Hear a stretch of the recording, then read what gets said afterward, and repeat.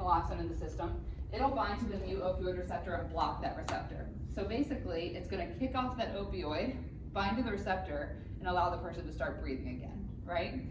Now this receptor is going to prefer naloxone over the opiate while it's in the system. It's gonna bind with a higher affinity, right? So if you have naloxone, it'll replace those opioids and allow the person to start breathing.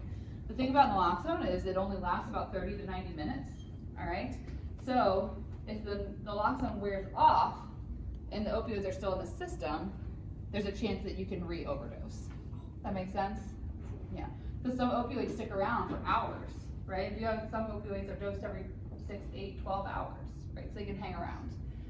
So that's why it's really, really important to call 911 if you ever respond in an emergency situation like this. The person needs to get to the hospital because once the person wakes up again, they might be inclined to use drugs again, which can be really dangerous, or they can re-overdose.